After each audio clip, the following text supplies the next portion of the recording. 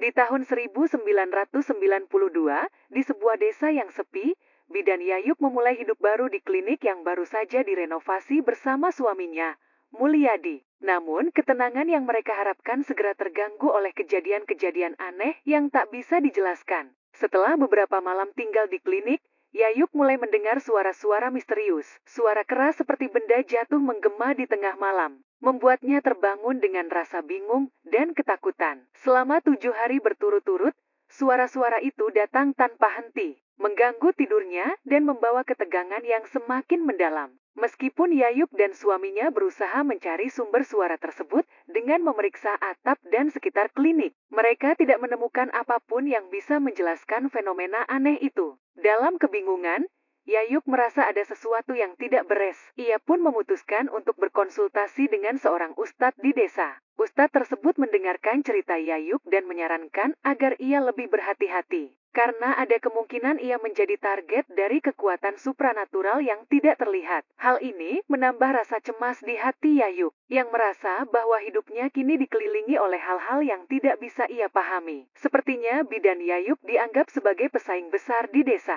Di tengah ketegangan tersebut, Yayuk menerima panggilan untuk membantu persalinan. Momen ini menjadi harapan baru baginya. Dengan sepeda, ia dan suaminya bergegas menuju lokasi, dan proses persalinan pun berjalan lancar. Kegembiraan menyelimuti Yayuk ketika mendengar tangisan bayi yang baru lahir, mengingatkannya akan tujuan hidupnya sebagai bidan. Namun, kehidupan di desa menyimpan kisah tragis lain. Ada sebuah keluarga yang terpengaruh oleh sihir hitam, menyebabkan kematian mendadak anggota keluarga satu persatu. Dikenal sebagai Pak Sukmo, anak dari seorang dukun jahat. Meskipun mereka telah berusaha menjauh dari pengaruh jahat untuk melindungi keluarganya, dampak dari sihir tersebut terus menghantui mereka. Cerita tentang Pak Sukmo, anak dari seorang dukun jahat, menjadi peringatan bagi Yayuk bahwa kekuatan gelap dapat mengintai di mana saja. Dengan setiap kejadian aneh yang dialaminya, Yayuk semakin merasakan kehadiran sesuatu yang lebih besar dari sekadar kehidupan sehari-hari. Ia berusaha untuk tetap fokus pada tugasnya sebagai bidan,